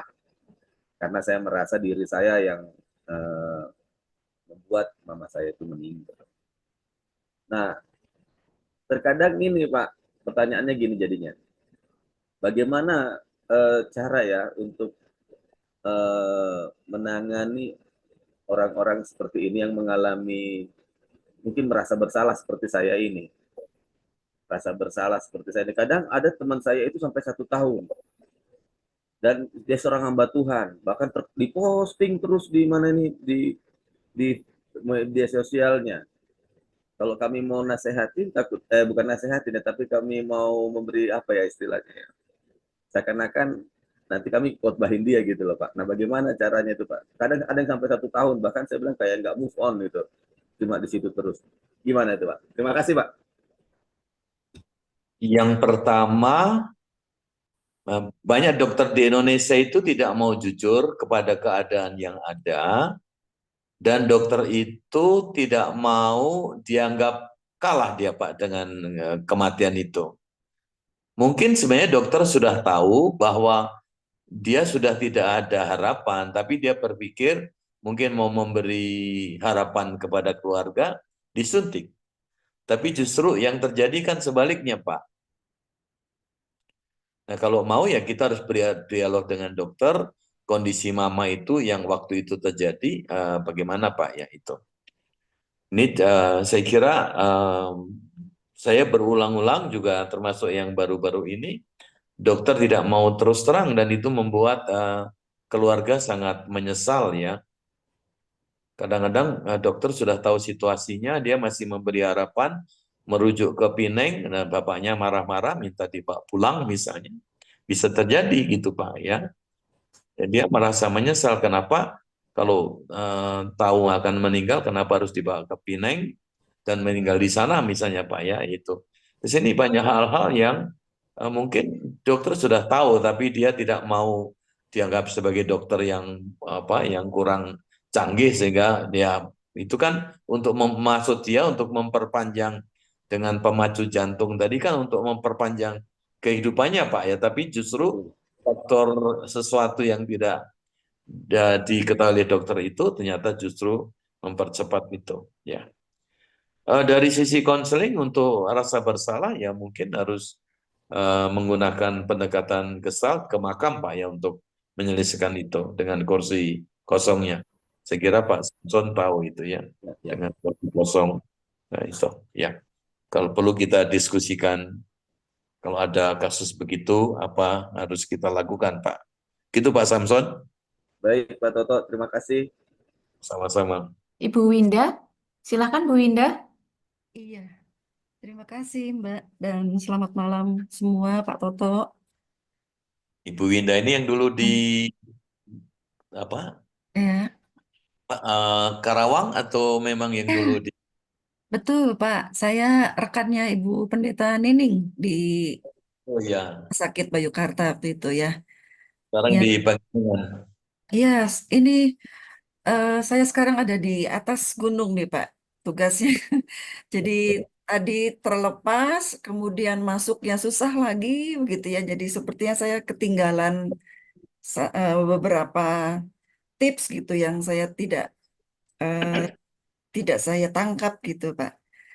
Nah, Ya. jadi begini Pak Toto, saya pernah mendampingi seorang bapak usia sekitar hampir 80 tahun. eh, itu kondisinya keluarga, dia tinggal dengan anak-anak. Kami semua tidak tahu apa yang menyebabkan dia sampai kondisinya, kalau saya gambarkan kurus gitu ya Pak, kurus, eh, terus apa namanya habis semua badannya dengan begitu cepat. Eh, Kami tidak mempunyai keterangan banyak karena keluarga hanya mengatakan lambung begitu ya. Tapi memang tidak dibawa dengan baik ke rumah sakit karena kondisi fisik ya, apa namanya bapak tersebut, kemudian masalah dana dan juga masalah perjalanan begitu ya di lokasi tempat rumah bapak ini tuh tidak ada rumah sakit yang cukup baik untuk melakukan pemeriksaan dengan lebih dalam gitu Pak. Jadi ya kami pasrah aja lah menerima informasi dari keluarga bahwa si bapak ini kondisinya lambung, tapi sampai tidak respon gitu Pak ya. Ya, saya tidak tahu secara medis apakah memang bisa seperti itu ataukah ada kondisi-kondisi lain. Cuman yang saya ingin tanyakan adalah dalam kondisi yang eh, tidak lagi dapat merespon gitu ya. Mungkin dia mendengarkan, tetapi untuk berbicara sudah tidak bisa lagi. Eh, Apa namanya? Yang saya maksudkan, bagaimana kita bisa menangkap getaran-getaran jiwa, begitu Pak? Apakah makanya tadi saya tidak tertinggal jauh. Ini tips nomor 7 Pak. Tangkaplah getaran-getaran jiwa orang yang didampingi. Oh, berarti ini untuk yang ini ya Pak ya? Untuk yang keluarganya begitu ya Pak ya? Bisa juga yang akan meninggal, Ibu. Oh, nah ini yang saya tertinggal Pak. Bagaimana kita bisa menangkap getaran jiwa orang yang akan meninggal itu ya Pak dalam kondisi yang tadi saya gambarkan gitu. Itu agak berat buat saya untuk bisa menggali, menangkap getaran jiwa karena situasinya sudah Iya, betul. banyak respon gitu Pak. Itu yang buat saya sulit Pak gitu. Mohon maaf. Itu saja mungkin Pak. Terima kasih. Ketika orang itu tidak bisa berbicara, tentu perlu mendengarkan juga keluarganya dan sebagainya, ya. Perasaan-perasaan yang dirasakan menghadapi situasi itu, apa yang bisa dilakukan, misalnya soal persiapan pemakaman dan sebagainya. Tetapi satu tip untuk orang itu tentu tergantung juga ini Ibu ya, apakah kita punya hubungan sosial atau tidak, ya. Apakah kita sebagai pendeta dari orang itu? Kalau kita sebagai pendeta dari orang itu, ya apa Bu ya, bisa tadi saya kemukakan, misalnya Ibu apa? Kalau Ibu kenal dengan orang itu, ya, itu bisa mengucapkan sesuatu yang sangat pendek. Misalnya, Ibu atau Bapak, saya dari gereja pendeta ini sebutkan, dan itu diucapkan ditempelkan di telinganya Ibu. Oke, sudah Pak. Itu sudah saya lakukan, betul. Juga menyanyikan yang mungkin nyanyian favorit dia, ya itu kan Ya. biasanya responnya mungkin matanya jadi berkaca-kaca, dan itu salah satu respon yang itu. Oh, baik Pak. Itu sentuhan. Kalau kita tidak kenal dengan baik orang itu, mungkin harus minta izin keluarga bahwa saya akan meletakkan tangan saya di mana. Mungkin kalau mau doa pendek, lebih baik doa 1, 2, 3 kata tapi diulang-ulang, yaitu Oke, oke Pak. Ya. itu. Tapi juga seperti tadi saya katakan, bisa juga menggunakan doa Tuhan Yesus di Getsemani itu, doa Ya. penyertaan. Nah itu jadikan, nah itu pasti dia akan mengikuti. Kalau dia orang Kristen yang baik, tentu dia ingat doa Tuhan Yesus di Taman Getsemani, itu salah satu contohnya. Nah, mungkin dari sisi pendampingan pastoral, saya pikir gereja perlu menciptakan doa-doa yang menyentuh dengan pengalaman itu. Itu yang kurang, Bu ya. Nah, Betul. kalau di Katolik kan ada rumus-rumus doa yang bisa didoakan. Dan itu Betul. orang kalau diucapkan dia akan mengikutinya, ya. Hmm. Dan salah satu caranya juga kita bisa menggunakan doa Bapa Kami sebenarnya. Tapi diucapkan dengan sungguh-sungguh, pasti dia akan ikut. Itu Bu, ya akan ikut mendoakan, mungkin akan ikut berdoa, bukan dalam pengertian liturgis, tapi diulang-ulang supaya dia betul-betul tertolong untuk menghadapi kematiannya sendiri itu Ibu. Jadi ada orang dari gereja atau pendeta yang hadir bersama dia ketika dia mengalami itu akan dipanggil Tuhan, itu Bu. Tips saya. Ya, jadi memang kita, mohon maaf Pak, memang saya menangkapnya sangat tipis sekali ya, getaran-getaran itu dari orang yang akan pergi ini, gitu, tipis sekali. Ya, pasti, karena kan Ya, sudah tidak berkomunikasi, Ibu. Tapi iya. mungkin mendekatkan doa kita ke lantun doa yang pendek, yang diulang-ulang, ya, atau Ya, nyanyian favorit dia yang waktu hidup dia selalu nyanyikan, itu betul. bisa diulang dengan kalau dia suka gitar, bisa juga gitar, dipetik gitar, jangan dengan keras, tapi itu akan menolong dia, ya.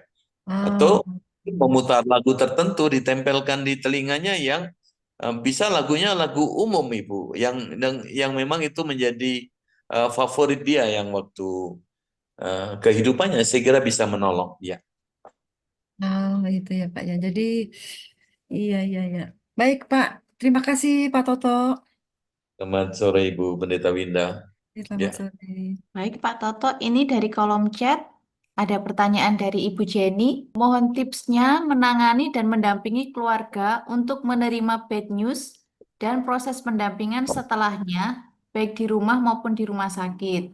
Karena seperti yang Pak Toto jelaskan tadi, kebanyakan fokus pendampingan pada pasien. Tetapi bagaimana dengan keluarga, di dalamnya pasangan dan anak-anak, apalagi jika yang meninggal ini dalam usia produktif. Begitu, Pak. Iya. Ini meninggalnya di rumah atau di rumah sakit Ibu Pendeta Jenny? Settingnya itu di rumah sakit, Pak Toto. Sakit ya. Ini salah satu hal yang perlu diperhatikan ya, kalau di beberapa, saya kurang tahu ya, apakah rumah sakit itu misalnya, sayangnya kadang-kadang dokter kan bad news itu justru disampaikan di ruang perawatan itu ya. Nah, sebaiknya setiap kalau mau diusulkan ya harus ada ruang khusus di mungkin nursing station untuk ruang namanya quiet room itu. Mestinya dokter menjelaskan di situ, semua keluarga dipanggil bukan di tempat umum tapi di tempat tertentu, dan ketika menyampaikan berita bad news itu tentu dengan terbuka, dan kalau perlu pendeta atau pelayan rohani atau penyuluh itu harus di situ. Jadi biasanya kalau di beberapa tempat ya mungkin bukan juga punya pengalaman. Saya mau menyampaikan ini bla bla bla bad news ya. Nah, silakan Pak atau Ibu Pendeta duduk di sini bersama mereka untuk mendampingi itu. Terus mereka secara bersama-sama sebagai family itu menceritakan perasaan dia, mungkin juga marahnya dengan dokter yang tidak itu. Nah, hal itu mungkin perlu dirintis di rumah sakit tertentu, ada namanya quiet room, ruang. Nah, bisa juga di situ akhirnya ditutup dengan doa, doa penyerahan dan sebagainya, itu. Nah, itu Ibu Jenny. Kalau di rumah barangkali bisa di samping mendampingi yang sudah meninggal, mungkin segera kumpul kalau memungkinkan. Atau kalau itu tidak memungkinkan, sesudahnya barangkali. Sesudah upacara pelepasan jenazah Ibu Jenny. Ya, terima kasih Pak Toto. Pertanyaan ini juga dalam kaitan karena rata-rata, kebanyakan ya, bukan rata-rata, ada pendamping, kita sebagai pendamping itu kadang terjerumus untuk tadi memberikan harapan palsu. Jadi Ya. ketika dokter mendiagnosa hidupnya tidak lama lagi atau ini tanda-tandanya sudah ada, kadang-kadang kan keluarga itu denial kan. Enggak Betul. mungkin. Oh, ini kita bisa periksa ke tempat lain. Oh, dia cuma tidur kok, salah, itu dokternya kurang ahli. Nah, Iya. kadang-kadang pendamping itu terjebak dalam apa ya? Mungkin juga karena takut mengutarakan kenyataan, akhirnya Ya. kita ya Tuhan punya kuasa bahwa mujizat pasti terjadi. Nah, Ya. hal-hal inilah yang kadang-kadang membuat pasien atau keluarga pasien khususnya kemudian lebih down. Padahal dalam pengalaman bisa jadi pasiennya sudah siap, tetapi dengan kata-kata itu keluarga yang akhirnya juga mempunyai harapan tapi kemudian kan meninggal. Wah, Tuhan jahat dong akhirnya. Kenapa Ya. kami sudah berdoa, kenapa kami sudah berusaha, tapi orang yang kami cintai ini meninggal. Apalagi itu adalah orang-orang dalam usia produktif, usia muda, itu tentu menjadi pukulan yang lebih berat. Terima Ya. kasih, Bapak. Ya. Betapa pentingnya mendampingi sesudah upacara pelepasan jenazah ya, menurut saya. Tapi kalau tidak ada ruang khusus, apakah di ruangan itu ada ruang yang harus keluarga dikumpulkan, dokter mengatakan berita itu, ya tentu dokter tidak memastikan, tapi paling tidak memberikan judgement sesuai dengan itu, dan mungkin keluarga bisa juga diajak silensium, sedikit persiapan untuk kita ajak duduk dan sebagainya untuk mengatakan apa yang terjadi. Nah, tugas kita juga mendengarkan semua ya. Karena satu orang dengan orang lain barangkali kan juga pengayatannya berbeda, Ibu Jenny. Ada yang sudah oke, nah kadang-kadang juga satu dengan yang lain saling menyalahkan. Ya, itu dinamikanya di situ, pengalaman saya juga ya. Kok kemarin nggak dibawa ke sini, padahal dia sudah kerja keras, membawa ini, membawa itu, tapi dia masih juga saling itu. Itu proses yang normal dari kehilangan, Ibu Jenny. Terima kasih Pak Toto. Mungkin juga menjadi refleksi evaluasi juga dari medis tadi kalau dari sisi pendampingnya atau juga konselornya. Mungkin juga beberapa yang dibilang Pak Toto misalnya quiet room atau apapun istilah di setiap rumah sakit bisa berbeda ya. Pengalaman kami memang dipanggil tetapi diberikan tawaran. Kayak tadi pengalaman Pak Samson juga sharing dengan Pak Toto bahwa kadang-kadang eh, dokter ingin menunjukkan bahwa oke kita masih bisa melakukan usaha paling maksimal. Iya. Pengalaman saya itu dipanggil, dikasih tahu kesempatannya kecil, tapi ada kalau mau kita bisa operasi dengan biaya bayar dulu setengahnya. Oke, sebagai keluarga itu dilakukan oleh anak-anak dan keluarga yang lain. Tapi ternyata meninggal dalam ruang operasi. Dan setelah meninggal penjelasan dokter, tadi kesempatan itu 0,5% apa 0,10 atau 0,1. Ya ampun, kalau cuma 0,1 kenapa tidak dipersiapkan keluarganya? Ditawarkan untuk menjalani sebuah operasi yang kansnya cukup kecil. Jadi melalui diskusi ini juga mungkin kita sama-sama refleksi. Kalau memang kansnya kecil, bukan berarti tanpa usaha ya. Mujizat selalu ada, tetapi realistis juga bahwa kalau secara medis sudah tidak sampai 10%, kenapa harus dipaksakan? Ya. Terima kasih Pak Toto. Ya, itu pentingnya silentium juga. Kalau mendampingi itu mungkin tidak apa-apa, semenjak kita duduk bersama, tentu itu lebih baik kalau mereka saling diajak duduk bersama, kemudian silensium bentar, kemudian diberi kesempatan perasaan-perasaannya, segera Ibu Jenny. Ya, Baik Pak Toto, terima kasih. sama-sama Ibu. Pak Toto, mungkin saya bisa menambahkan. Monggo. Ya, Silakan. saya Kendatnawati dari Jogja. Pengalaman juga di rumah sakit. Kalau di rumah sakit kami di Jogja itu di setiap ruangan punya tempat Pak khusus. Biasanya ruangan itu sebenarnya untuk ruang kepala ruang. Ya. Semacam kamar kecil begitu, kemudian dokter memanggil keluarga, kemudian memberitahukan tentang hal-hal yang kemungkinan buruk, pasti yang diberikan kemungkinan, dan berapa persen itu memang kemudian diserahkan sepenuhnya kepada dokter. Kalaupun seperti kasusnya Pendeta Jenny harus melakukan operasi dan sebagainya, biasanya keluarga itu bertanya, ini keberhasilannya berapa persen, kan gitu. Kalau keberhasilannya itu di bawah 25%, ya itu nanti terserah keluarga begitu. Kemudian tatkala kita mendampingi pengalaman, tatkala kita mendampingi pasien terminal illness yang sudah dokter sendiri sudah ya kasarnya itu angkat tangan, biasanya memang kami dulu kerjasama dengan dokter, kalau kondisinya sudah tipis harapan, kemudian dokter memanggil kami dari bagian pastoral untuk mendampingi keluarga, dan kami dari bagian pastoral itu mau berdoa itu juga kadang-kadang bingung mau berdoa yang bagaimana. Nah, itu kemudian kompromi dengan keluarga.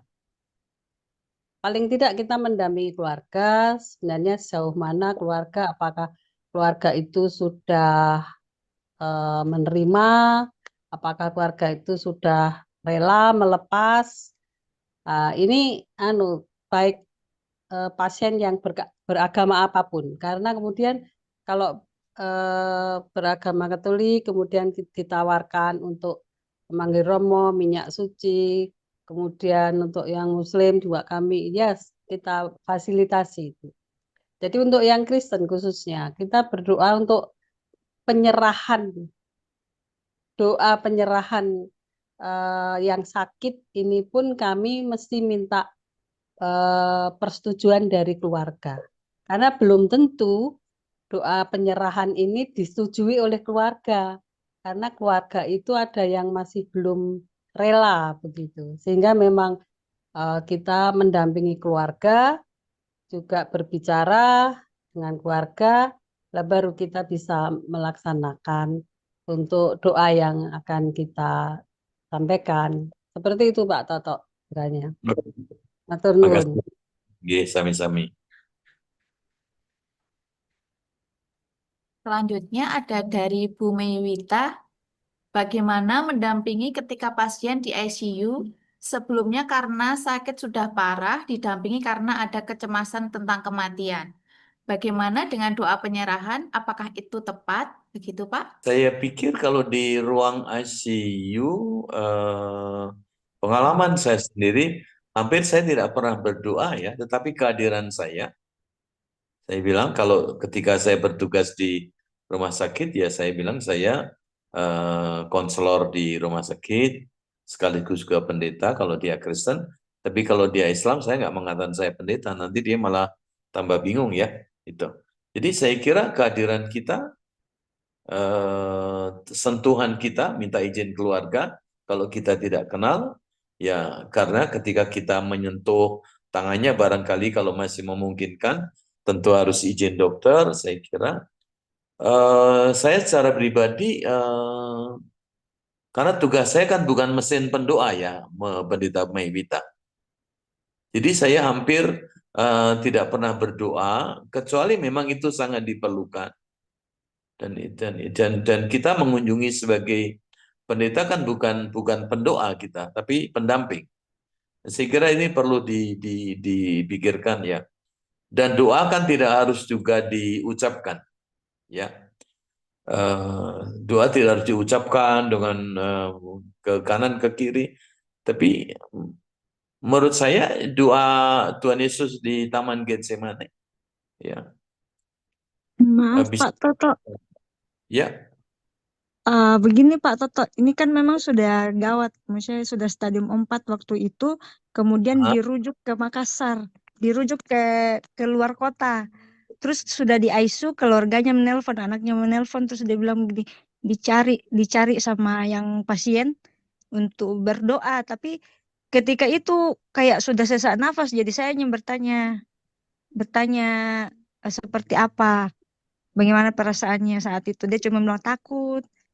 Terus selalu meminta berdoa, ayo berdoa kayak gitu, Pak.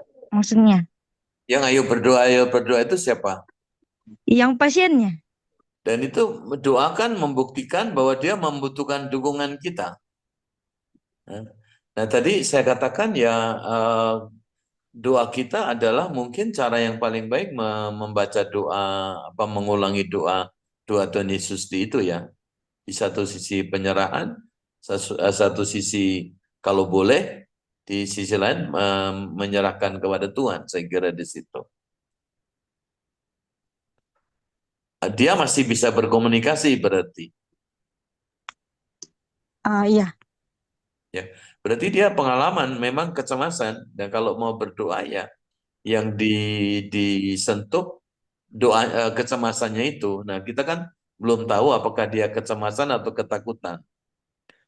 Kalau ketakutan itu berarti kan ada objek yang nyata. Kalau kecemasan barangkali apakah dia misalnya cemas jangan-jangan dia tidak sembuh, apalagi mau dirujuk ke Makassar ya, itu pendeta. Ya, jadi itu ya menggunakan doa. Pengalaman saya menggunakan doa Tuhan Yesus di Taman Getsemani. Satu sisi menawar, satu sisi penyerahan. Dan saya kira situ. Menarik ya kalau dia minta doa-doa itu berarti kan sebenarnya dia mengalami kecemasan yang luar biasa. Ya, mungkin ya misalnya saya kurang tahu dalam posisi apakah tangannya dengan medical aparatus, sarana-sarana kesehatan, apakah kita masih bisa menolong dia? Tentu secara dari sisi dokter, kalau begitu kan biasanya diberi nyerinya itu kan dikurangi. Nah, misalnya apakah dia merasa kesakitan di bagian mana? Mungkin kita bisa sedikit menyentuh bagian yang dia rasakan sangat sakit itu. Ya. Nah, kalau itu ada keluarganya, cara yang paling baik ketika berdoa menyentuh tubuhnya itu orang yang paling dikasihi, dan itu menjadi manifestasi bahwa dia sangat didukung oleh keluarganya. Itu Pendeta Maywita. Baik, Pak. Itu. Terima kasih. Ya, sama-sama Ibu. Baik, Bapak Ibu, apakah masih ada tanggapan atau pertanyaan? Mungkin satu lagi mengingat waktunya, Mbak. Ya, boleh silahkan. Oke, kalau tidak ada, terima kasih Bapak Ibu. Mudah-mudahan sharing saya berguna untuk pendampingan di masa datang. Kalau ada diskusi, ada pertanyaan, tanggapan yang belum disampaikan, saya dengan senang hati melalui kantor admin akan melakukan diskusi. Bapak Ibu sekalian juga, khususnya yang di dekat Medan atau juga dari wilayah lain, saya ingin mengundang Bapak Ibu semua untuk ikut seminar di Lumban Pisang, si Borong-Borong, di Kabupaten Tapanuli Utara, tidak jauh dari, mungkin sekitar jarak 10 menit dari airport yang terdekat di Bandara Silangit, Danau Toba. Topiknya adalah tentang bagaimana mencegah dan menangani anak-anak penyintas kekerasan seks yang juga sekarang makin marak. Ya. Kalau Bapak Ibu menginginkan presentasi yang saya bawakan, silakan menghubungi kantor Seknas Admin, Mbak Lina dan Mbak Bekti. Minggu depan saya harapkan dia sudah masuk sesudah beristirahat beberapa waktu di rumah sakit dan di rumah. Kembalikan ke Mbak Lina, silakan Mbak.